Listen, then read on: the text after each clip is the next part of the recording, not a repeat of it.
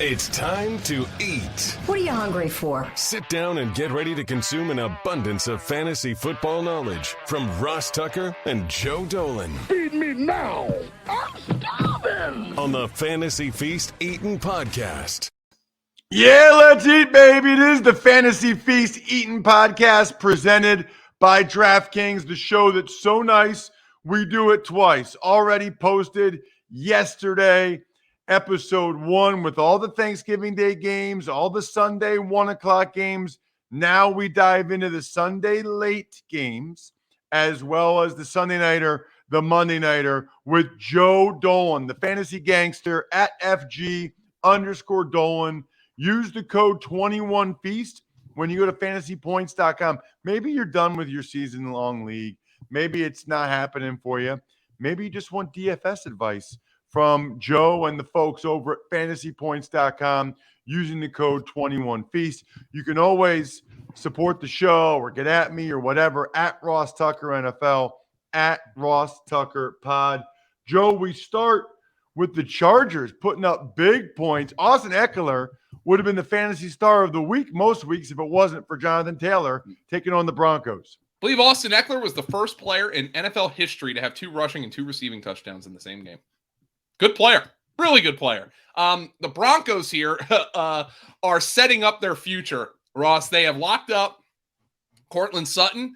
They have locked up Tim Patrick. Obviously, they have Jerry Jeudy on a rookie contract.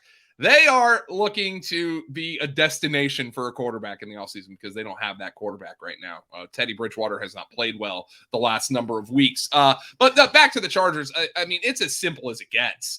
Eckler, I think Justin Herbert, although he's been a little more up and down than you'd like to see, and Keenan Allen are locks. Mike Williams is probably in your lineup. Good thing, though, Ross, you watched the Sunday night game. Mike Williams' touchdown was a busted coverage.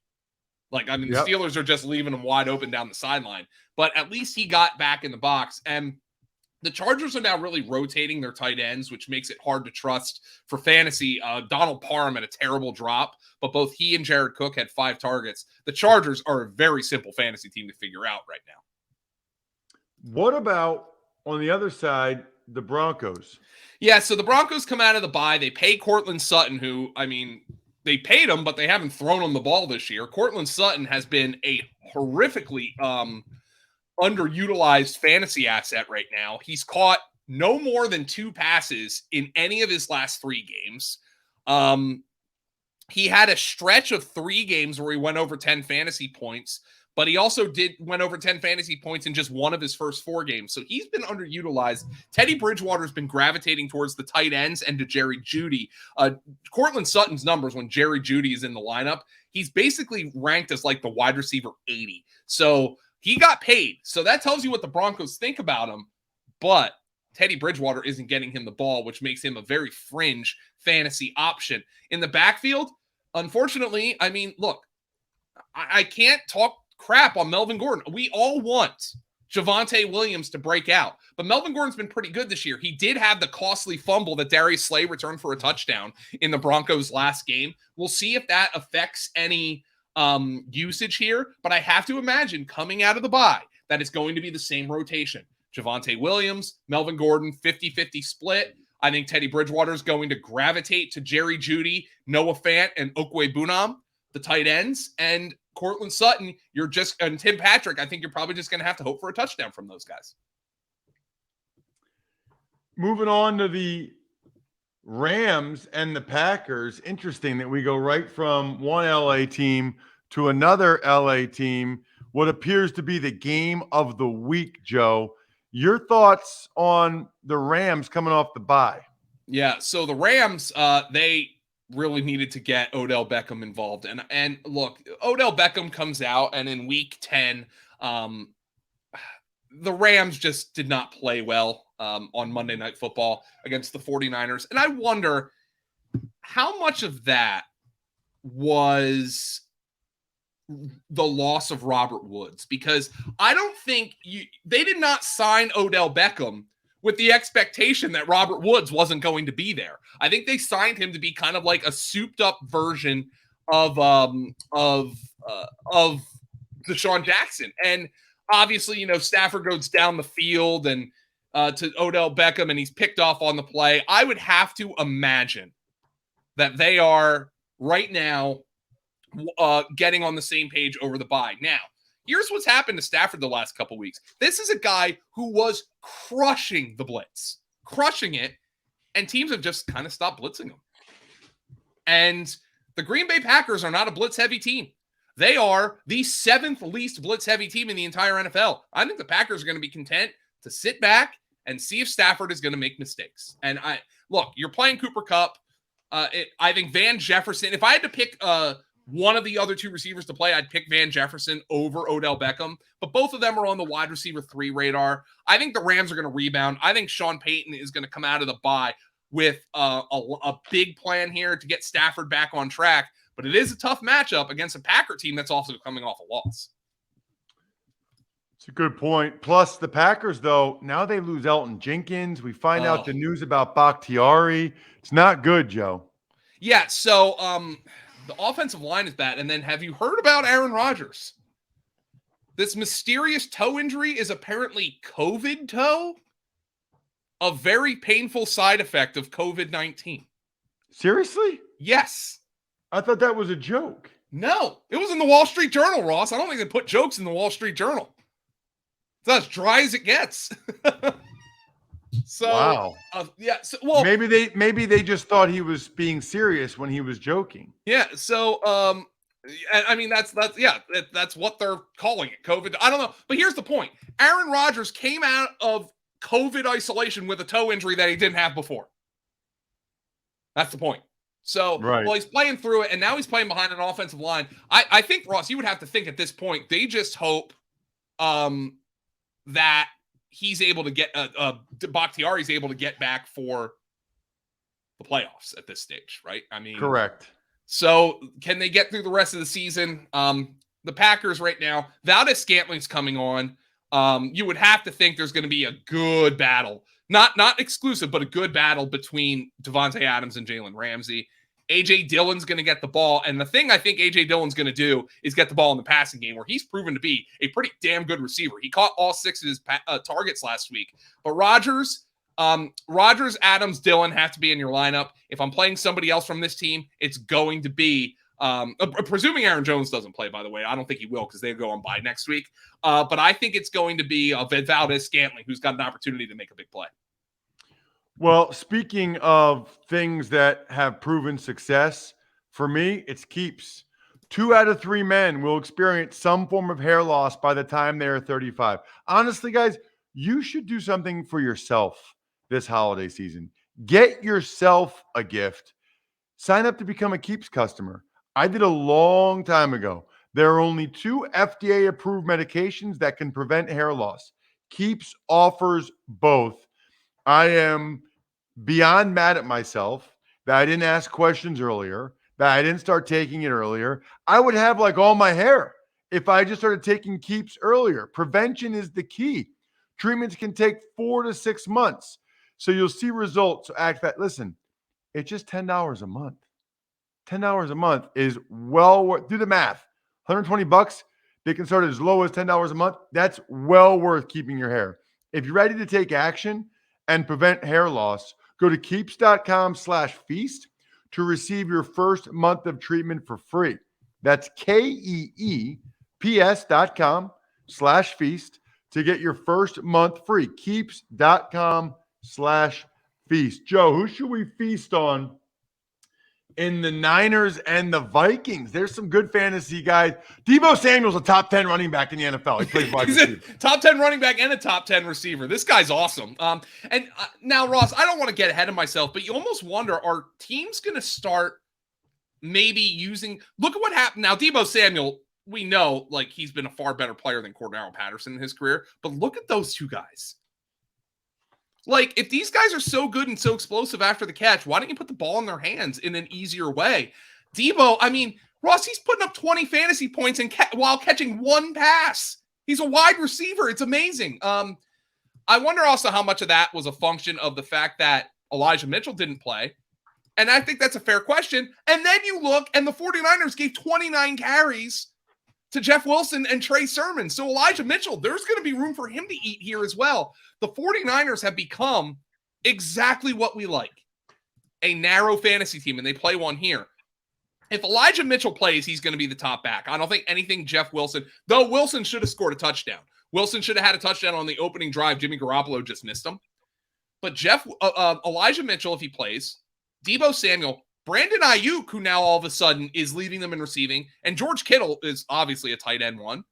You got to play him. Jimmy Garoppolo is a viable streaming quarterback. Thank you, Jimmy. Thank you for your service last week. Seriously, filling in for me in a high-stakes league where I had Lamar Jackson. Me and Brawley and Barfield had Lamar Jackson. Jimmy Garoppolo comes in, quarterbacks us to a win. Thank you for your service, Jimmy. And Ross, he keeps playing like this.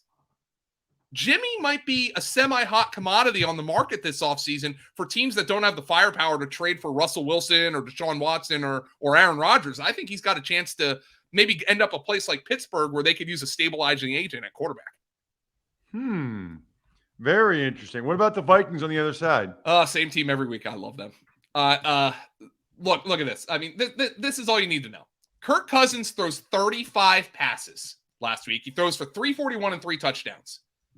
20 of the 35 go in the direction of Justin Jefferson and Adam Thielen. Nobody else gets more than 4 targets. Dalvin Cook carries the ball 22 times. Nobody else gets more than 3 rush attempts. I mean, from a season-long standpoint, there is not a guy on this team. Now, Cousins is a guy you might be making decisions on every week. I understand that. The Niners' defense has been pretty good, but, I mean, there's nobody really – you can't bench Jefferson. You can't bench Thielen. You can't bench Cook. And Kirk Cousins is a viable starting fantasy quarterback. Do you know Kirk Cousins has 21 touchdowns and 2 interceptions this year?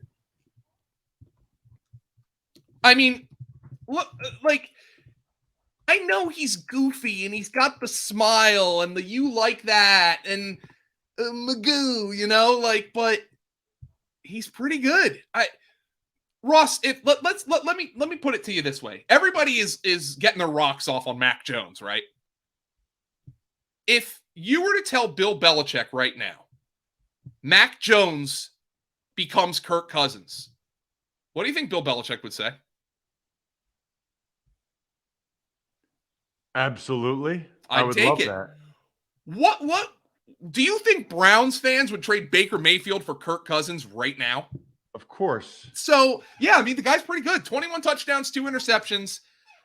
Getting rid of Kirk. Viking fans, like they talk, you know, we move on from. Why would you move on from him? Be careful what you wish for, Vikings fans. This guy's pretty good. It's a really good point, Joe. All right. Now we got Sunday Night Football. I'm going to be there. It's the Browns at the Ravens. Well, let's see what Lamar Jackson's immune system does this week. But I'll be honest, I was pretty impressed by Huntley. I thought he came out there. I know they only scored 16 points, but thought he came out there. He made plays. He got the ball in the hands of their good receivers. Keep in mind, they didn't have Hollywood Brown in that game. So he had to play without, you know, not knowing all week if he's going to start. He had to play without their top receiver. He got the ball in the hands of Mark Andrews. I thought Huntley handled himself well, but I would think Lamar Jackson's going to play this week. So we'll just throw that out there. Hopefully Hollywood Brown can play as well. He'll have a tough matchup with Denzel Ward. The Ravens, Sammy Watkins gets involved. I don't know how much that's going to continue if Hollywood Brown's able to play. Rashad Bateman had 6 targets. But Devontae Freeman has kind of established himself as their lead back, somebody who's on the RB2 radar every week. The Baltimore Ravens, everything focuses around here, though, Lamar Jackson and Mark Andrews, who are 2 of the top, if not the 2 top players at their positions. What about the Browns, Joe? Kareem Hunt's back this week. Jack Conklin's back this week. That's good for their run game. I think Kareem Hunt's probably going to have to play some wide receiver because Jarvis Landry's dinged up. Peoples-Jones is dinged up. Baker's held together by scotch tape right now. They have Bradley. I think it's Jamarcus Bradley who caught 2 of their – he was their second leading receiver in that game behind Austin Hooper. I mean, it's Chubb or bust for me. Yikes. Not good. All right. Finally, we've got Monday Night Football, which is kind of an interesting one in the sense that I think Washington is going to beat Seattle. I think Taylor Heineke is going to beat Russell Wilson. I think people that overcome the odds, rewrite the playbook, deliver under pressure are awesome. The MVPs of small business lead their teams to victory all year long. Visa is proud to provide playmakers everywhere with more tools to help grow their business and help them achieve even greater success. Because the more people we can empower, the more we all win. Visa, a network working for everyone. Who's working for us, Joe? In Seattle. DK Metcalf can't catch a contested ball to save his life. And when he's not uncontested, Russell Wilson's sailing the ball 10 yards over his head. I mean, this is brutal right now. Ross, they just, I mean, let's not say they don't have talent, because I think any quarterback in the NFL would take Metcalf and Lockett. But Russ isn't playing well. They cannot run the ball. Rashad Penny, they give him a carry. He looks like he's shot out of a cannon, and then he gets hurt, which has unfortunately been part of the story with Rashad Penny. I would give the ball to DJ Dallas more if I were them, because Alex Collins is just a guy. They've got to try something here. And the thing is, I mean, from a season-long standpoint, Lockett goes over 100 yards in this game. He had like 250 air yards 2 weeks ago. You got to play the guy. You got to play Metcalf because you know what they can do. But I'll tell you one thing I'm doing. I'm benching Russell Wilson at this point. I cannot believe I'm saying this. But if I had to pick a quarterback in this game straight up to play for fantasy, it's Heineke. Wow. It's Heineke. That says a lot about a lot. I mean, and you know what?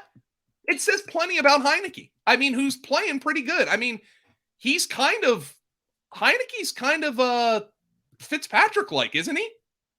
Yeah. I mean, I think you got to give him some credit. He goes out there, he runs around, he gets the ball into the hands of their good players. One big return this week is it looks like Logan Thomas is going to be back.